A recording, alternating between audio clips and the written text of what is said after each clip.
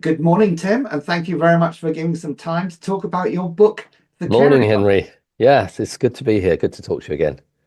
Great. Well, I thought I'd start with just asking you, where did this book come from? What was the background? How did you conceive of it?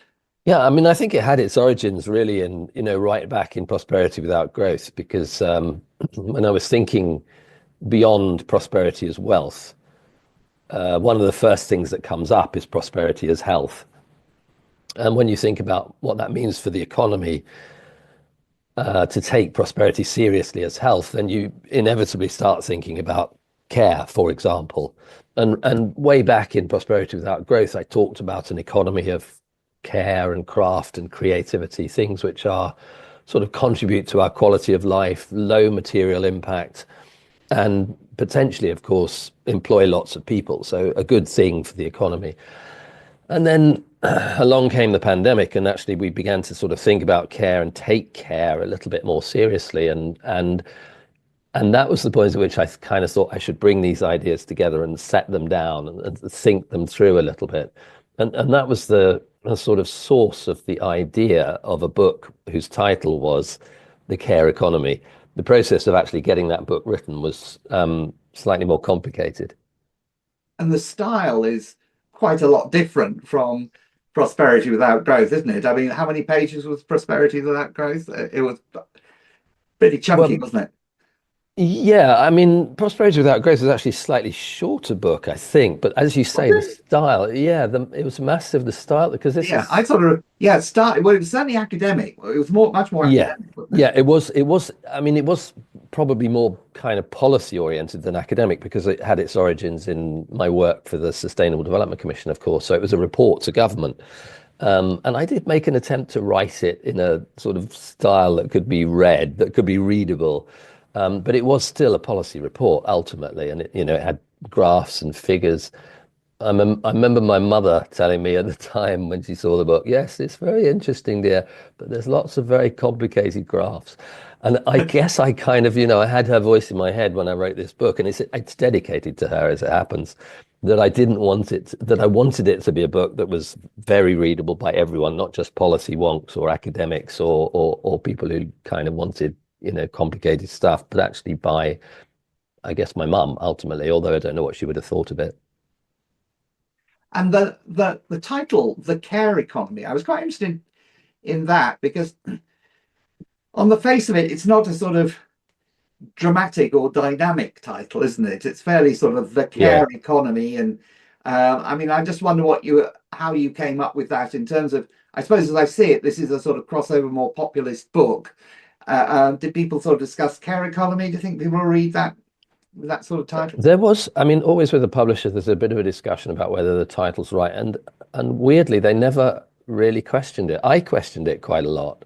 It was a terminology that began to appear around about the end of the pandemic, and it actually was at one point a part of the discussions around the Build Back Better bill in the United States. All these ideas about let's build back better and let's think about the care economy, and so it sort of had a little bit of origins, a little bit of authenticity in that debate.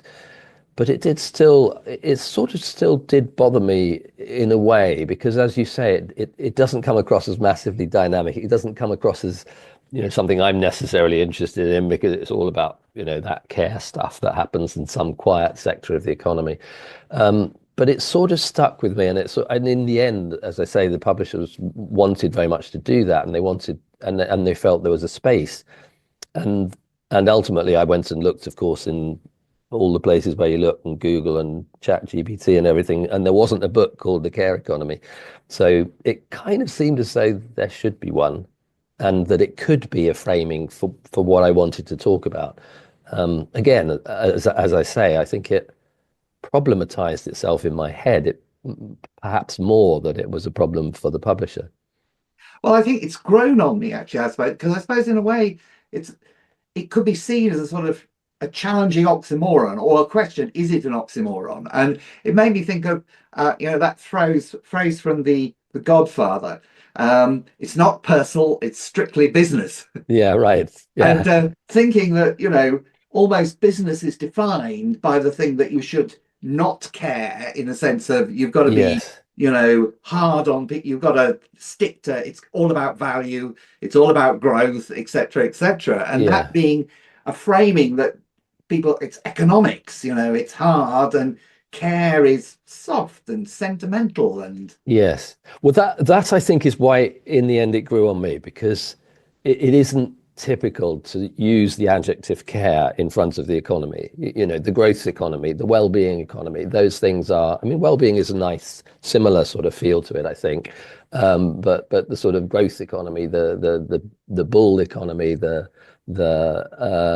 productivity economy, the new economy, the digital economy, all this stuff, is very kind of business oriented and looking towards the sort of sharp end of how we make economic structure work. And then, as you say, care has this sort of slightly softer feel that belongs in a different discourse. And so, in a sense, I think I agree. It sort of grew on me as well. It kind of works.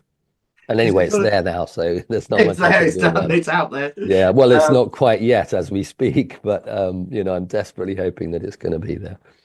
Because, yeah, I mean, as you're, I'm sure, fully aware, words matter in this area, doesn't it? It's like Yeah. sort of the D word. I mean, you refer to as degrowth as something. Yes. If you Yeah. talk about degrowth, you sort of put yourself Mm. almost seemingly beyond the pale of Yeah. standard dialogue. I think it was in a way a sense of reaching beyond that as well, because I have sort of become defined by prosperity without growth. And and my subsequent book, Post Growth, which we talked about before, also, in a sense, although it didn't use the D word, it used the language that was frightening to economists and politicians. Um, this one probably isn't frightening to economists and politicians, but they might not quite get that it's a little bit of a Trojan horse. Yes, I think that's what I find interesting about it, because who can really complain about care, as we're all meant to care, and so the idea of a care economy can hardly be a bad thing. Yeah, what can be wrong with that, right? What can be wrong with that? But then, Yeah, of course, once you start looking at, well, is it a care economy, etc., you get into yeah, a whole yeah, different discussion. One thing I noticed is that one bit you sort of quite briefly in a paragraph or two put as sort of outside the care economy, what you called collapsism. yes. Because I've interviewed, well, were you referring to people like Jem Bendell in that space, or is that unfair? Not specifically, but although he does approach that position, I think sometimes. I mean, I'm not sure that he would use that terminology. Maybe No, he no. has. Maybe I don't think he has. But there are people who do, and basically, it's the kind of idea that we've gone so far, we've expanded so much, we've had so much growth, we've destroyed so much planet that actually it's time to stop that, go backwards drastically, and basically collapse the economy in favor of the other species who happen to inhabit the planet with us. And it is it's a sort of I see the moral point of that position, but in a way, if you have a broad expansion of your moral horizons to include all the other species that we've harmed along the way, and which of course we should include in our moral horizon, but if you place them in a position of higher authority than the existence of human beings, then you get to a sort of collapsist position. And I think that's not specifically about, I mean, I find it difficult to reconcile that with the idea of care, because it does seem to me the care should include those other species. But if it fails to include humanity, then you're kind of on a sort of highway to quite dangerous politics, it seems to me. Yeah. I was sort of thinking that I suppose I'd put Jem Bendell more in the place that the momentum towards collapse is sort of unstoppable, and we Yeah, almost have to face that truth and care for each other more yeah. given that circumstance, I Yeah, I guess. think that's more in line with the kind of thinking in the care economy. I'm less convinced about inevitability of anything. Actually, I think, a lot is up for grabs. It always seems to me that a lot more is up for grabs than we give ourselves credit for, that people give themselves credit for generally. And so articulating what could still be there on the horizon seems to be quite important to me. And I suppose actually, but caring will become more as, I mean, the climate is bound to become less comfortable to live in, isn't it? I think we can be pretty certain of that, Oh can't we? yes, oh yes, and that to me sharpens the argument for care, because it is then about holding on to the values that matter to us, holding on to the values that reflect our humanity, holding on to the kind of society that we want to be, irrespective of what's actually coming down the line in terms of political instability, geopolitical instability, the undermining of our resource base, the destruction of the climate. We should be doing as much as we can to care for all that. But we mustn't forget, and this is a kind of central argument in a way, that caring for each other, caring for humanity, caring for other living beings is an integral part of the meaning of doing any of it. Why would we want to care about about climate change if we didn't care about ourselves and of course about our children? And I suppose it's sort of interesting, I think, in that we've, at the moment, a lot of people can feel as though they don't need anyone. You put your card into a slot, you get some food delivered, everything is sort of slightly on tap. And presumably, as we move forward, that on tapness, if you like, could be seriously disrupted.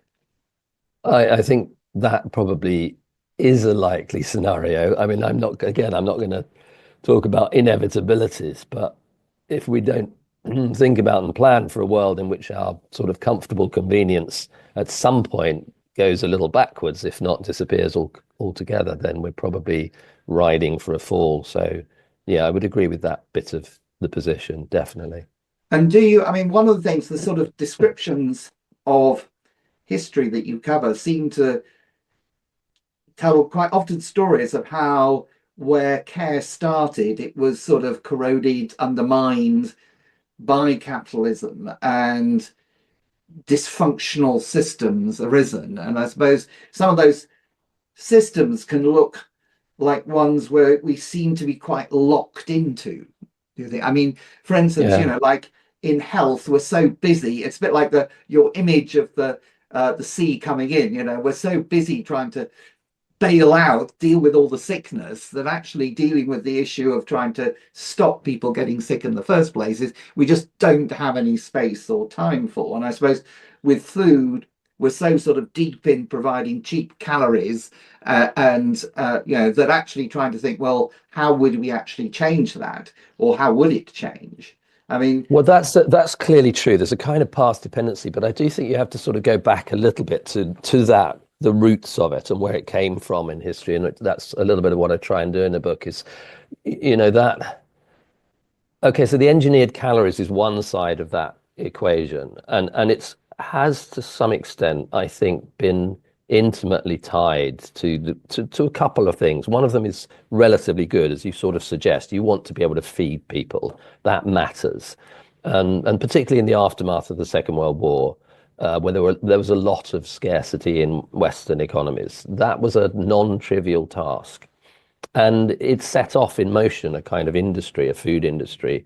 Um, Obviously, it had its origins before that, but after the Second World War, it sort of began to accelerate. And by about the mid 1970s, the food industry became a place which had built its rationale on providing cheap calories for people and, in fact, being able to provide profits for its shareholders as well along the way. So this yeah. kind of, these two things went in hand, and to some extent, that process was a very conscious process. It was a conscious process of creating foods which were as cheap as possible and as irresistible as possible. So Yeah. things that, and there was a lot of science behind it. I mean, neuroscientists were employed to figure out what the bliss point is, the point at which people would find a food absolutely irresistible. And they drew on their knowledge of our ancestral environment, of what's going on in the brain. They drew on the knowledge of people in rooms testing stuff and testing stuff and testing stuff until they found the bliss point. And they created a whole industry which was geared, yes, around providing calories, of course, but also providing things that people could not resist eating. And they did not pay attention to health. They didn't pay attention to care. It was not a care economy. It was a engineered food economy, engineering calories economy, that was oriented towards growth. And the growth in the food industry was supported by government precisely because it drove growth in the economy as much as anything else. I mean, they cared too about the cheapness of the calories that you could provide to people, but it was more about the power of big food actually is its power as an economic lobby in government. And then, of course, as you begin to realize that this food that you're shoveling in, these engineered calories, are just not what our bodies were actually designed for, even though we crave them, they're not actually what makes us healthy, then you're in the pharmaceutical industry. And when you look at the roots, the capitalistic historical roots of the pharmaceutical industry, you find it goes back even earlier. You find it goes back to a sort of division within the history of medicine, within health itself, in which on the one hand you have a concept of care, and on the other you have a concept of cure. And that concept of cure arose very specifically through the development of pharmaceutical products in quite close association with the development of chemical products and energy related products as a part of the expansion of capitalism. And so cure became much more important, and it became very biochemical. It belonged in the lab. It belonged in all of these wonderful drugs that we've managed to design and to deliver, and in some cases are incredibly important and essential to survival. But they became a part of a growth-based machine that then you had to sell this stuff into the economy, and it had to be, supported by government, because what could governments do if people had disease? Of course, they had to be cured. So even if you have a system of health based around universal need, you're still somehow channeling money in the economy into something which is a dubious remedy to another part of the economy, which is also being driven by growth. So this is the kind of the way that I try to bring that matrix of, why is it relevant to what I've talked about before, the growth economy? Because the growth economy is deeply implicated in the lack of health, in the undermining of health, and in our approaches to trying to care for people. We've kind of fallen into bad habits. So yes, the bad habits exist, but we kind of have to understand where they came from and why they're here. Yeah, no, I think that's right. Actually, interestingly, I read Chris Van Tulleken's book on ultra processed people, and Yeah, there's an interesting footnote against Pringles. Do you notice where he said, "This is the only point at which I've said that clearly Pringles are about addiction, because the marketing of Pringles says once you pop, you can't stop." right. And otherwise, my lawyers suggested that I better not write that that the industry is addicting people. Yeah, I Uh, mean, Chris plays a very careful line in that, in some sense. But actually, in his he did do a documentary program called Irresistible, and he did it very cleverly, because he basically did it by going and talking to all the people who created this irresistibility. And yeah, they were quite proud of their work in some senses, even though sometimes also recognizing that that work had led to the undermining of public health. so the next concept I thought was really interesting was the idea of disease as a part of the process of care. How does that work? Well, this is brilliant. I mean, and it has its origins way, way back. And when you start looking into this stuff as a lay person, which basically I was in the field of health, and you begin to understand the sort of processes like homeostasis, how the body achieves a kind of balance in itself. You begin to realize how crucial that dynamic is everywhere. And the body, maintains the balance of, I mean, the most obvious one to talk about, I suppose, is blood sugar. Um, and if you disturb that balance, then you disturb the balance of the body. But the disturbance is always an attempt by the body to restore itself back into balance. And so this idea of a kind of natural restorative force, and you can find evidence of it in the writings of Aristotle, Paracelsus, all the kind of founders of medical thinking across the millennia, really. And and it's a very powerful idea.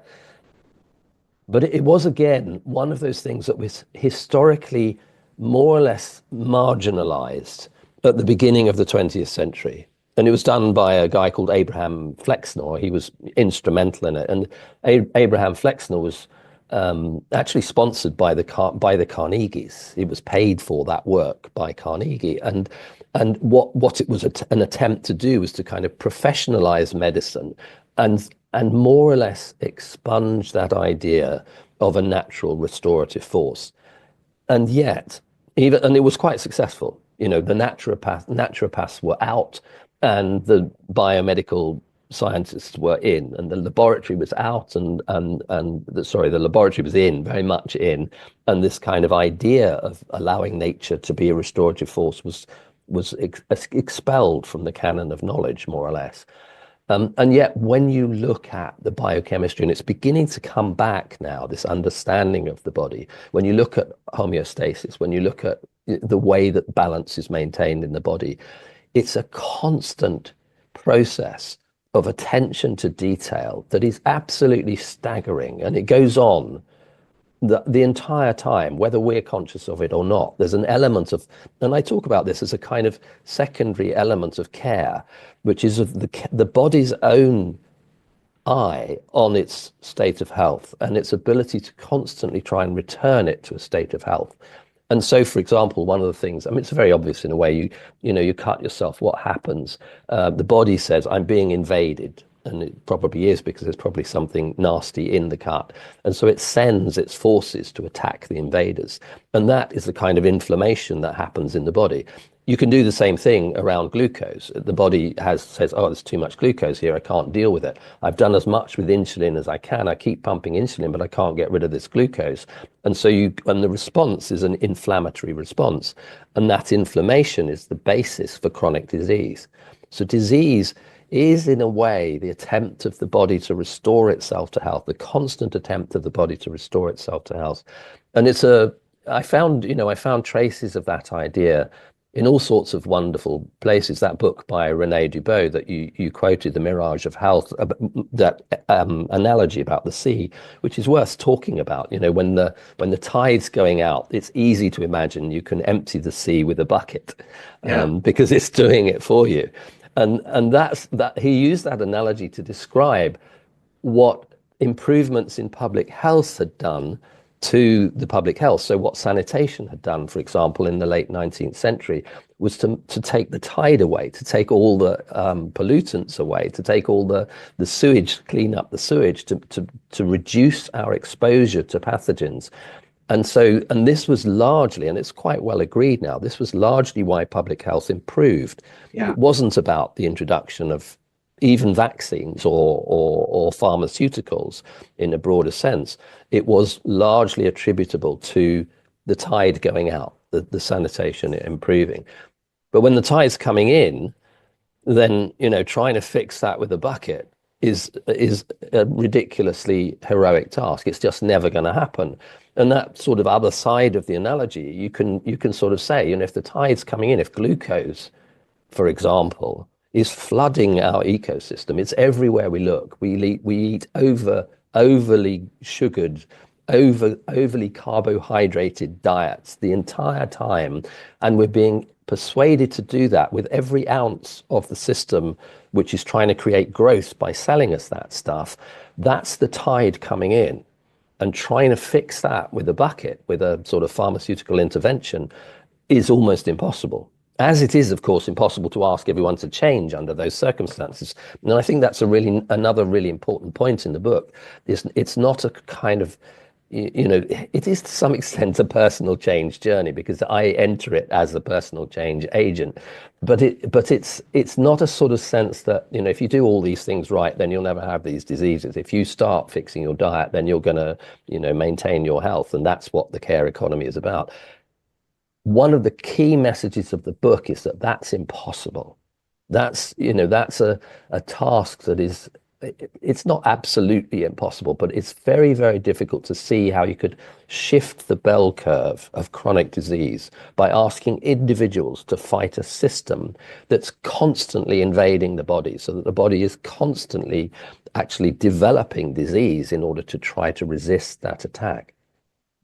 One thing it made me think of is this idea that disease can be part of the cure. Is made me wonder, is Trump a disease that could be part of the cure? In that, towards the end, you talk about the red pill and the fact that all these rules that we're sort of seen constrained by a culture, a set of rules of what is normal and how we're meant to behave, which doesn't seem to be doing us any good.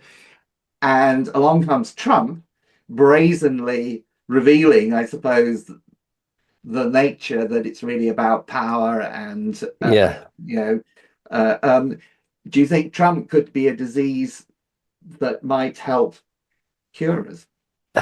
Yes. I mean, I think that's really fascinating. I think that the difficulty with disease, thinking of disease as a cure, is that disease do also kill.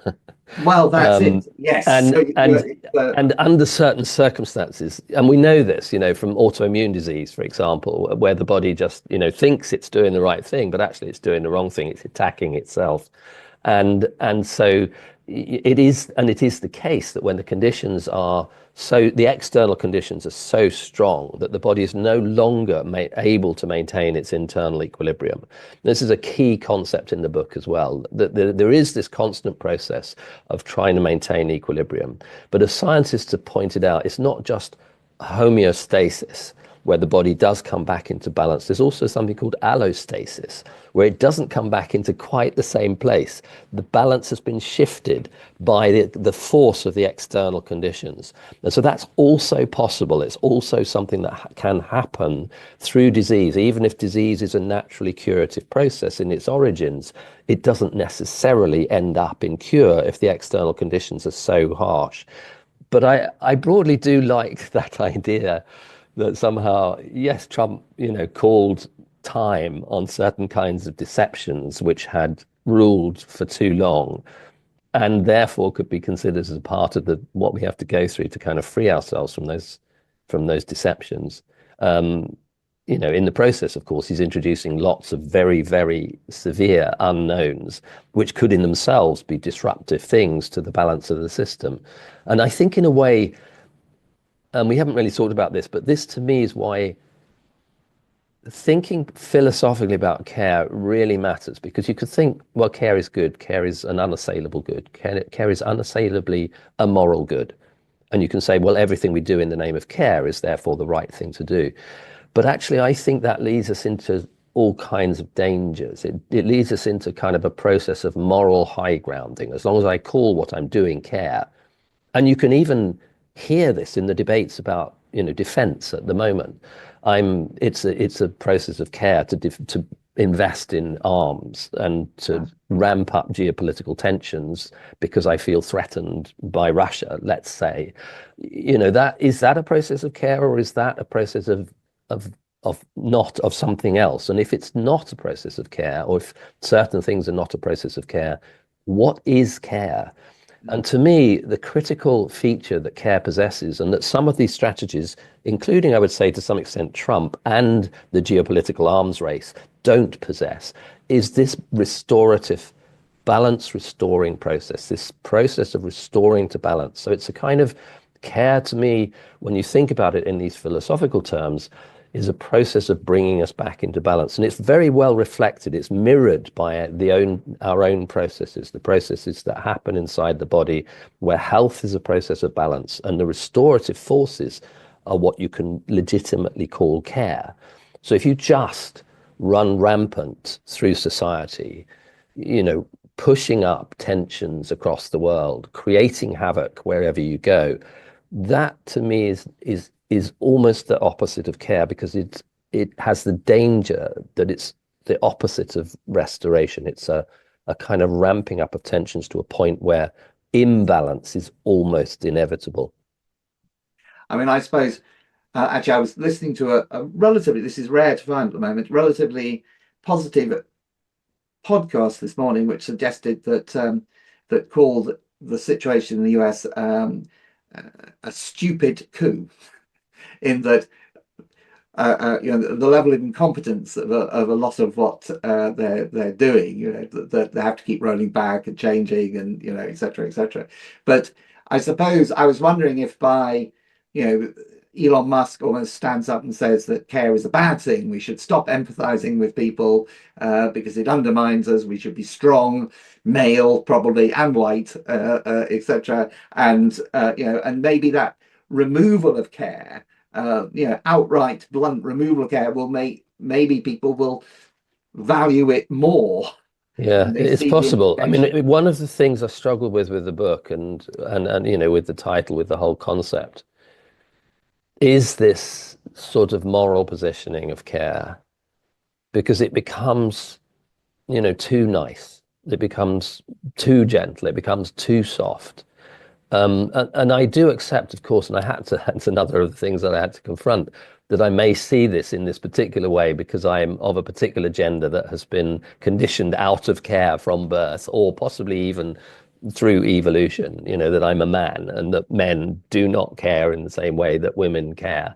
According to, I'm not saying that's necessarily true, by the way, I'm sort of mirroring that as a kind of position that's out there. Um, but I do think, and because perhaps because of that, becoming at it as a man, that I approached it with a sort of sense of it's too goody goody. It's Yeah. too it's just too morally well-meaning. And in the process of being morally well-meaning, it's constantly striving to prove that it has the moral high ground. And it's one of the reasons why I wanted to kind of get beyond that to a point of saying, what's the mechanism of care? What's the way that it works in restoring balance? And I think, but I think it's kind of, I mean, your suggestion that this rejection of care as relevant to the progress of modern society, I think is really important, but it's not new. I mean, that's something that's happened through capitalism. It's something that's happened through the kind of society that we have. It's something that's happened through the patriarchy. And it's a positioning of care as being somehow minor, somehow of less relevance to progress, of less relevance to humanity, of less relevance to political importance. And it's why I think it's part of the explanation of why care is so systematically a second class or third class citizen in society, is that value judgment about care and its value to us in terms of our human progress has been constantly relegated to a place which actually makes no sense, because almost everything ultimately does depend on this process of care. And I suppose the right wing in the US would say that they are trying to give symbolic health pride back to a Yeah. certain section of society who have been, who haven't had care, whose position, their pride, their sense of worth, etc., has been totally degraded. Yes, that you're putting a lot of defense into the right here, Henry. I mean, I it's great. wasn't, Uh, by the way, I was the Trump as a disease was that he would, Yeah. that I people mean, would Trump as a react to disease that could go disease. out as any kind of headline, couldn't it? So, Yeah.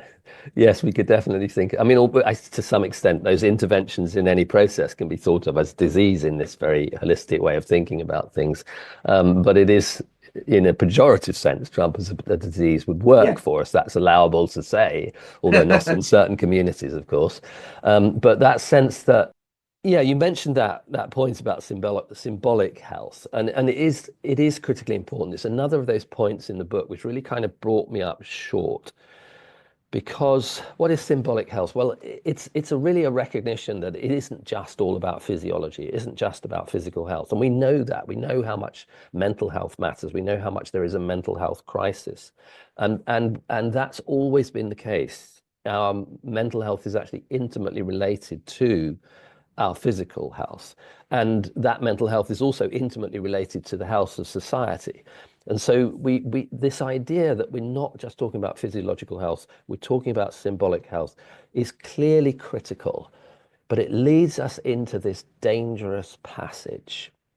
Because if we think that symbolic health is more important than physiological health, for example, and it may well be in certain circumstances, then we have to start beginning to sort of defend symbolic health. What does that consist in? Well, one of the things that legitimately you could say is, as you said, something about self-esteem.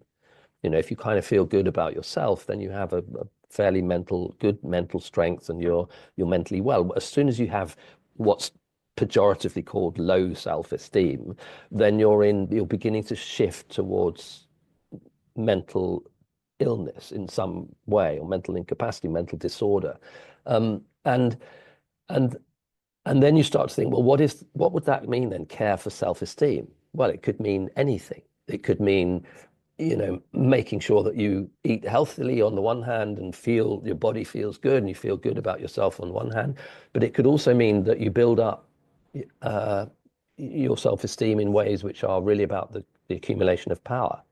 And you could make an argument, I think you could make a pretty convincing argument, that that's how Donald Trump has built up his self-esteem. And Yeah. this kind of search for sort of monetary power and political power and possibly even historical power in some sense is a part of what's driving this man in this direction. And so actually, well, he's doing nothing wrong. He's caring for his symbolic health. And so this is a real problem, and it became a real problem for me in the book because it sort of undermined the idea that actually care is the thing that could save us from all this. It could save us Yes. from empire and domination and violence and war. And I think again, and I come back to the same point, that what saves us in care from that is this sense that care is about the restoration of balance. So to the extent to which the pursuit of self-esteem, the pursuit of symbolic health brings us back into balance, yes, that can be construed as care. To the point where it leads us inextricably towards violence and towards war and towards domination over other people, that is an imbalancing phenomenon. It's constantly taking the system and ourselves out of balance. And so that kind of care for our symbolic health is actually almost the opposite of care. Yeah. Well, this is an absolutely fascinating topic, and I really hope your book will spark lots of great conversations across outside the economic community, clearly, and way beyond. And I have to say, I really, really enjoyed it, and I thought it was great. I think care is a very sort of, yeah, uh, close emotional subject, really. I found, which was brilliant. Yeah, I think it Um, should be. And yeah, thank you, Henry. I've enjoyed the conversation. It's really good to talk to you again. Brilliant. Well, I look forward to further reading it and further discussions. Thanks, Henry. Bye.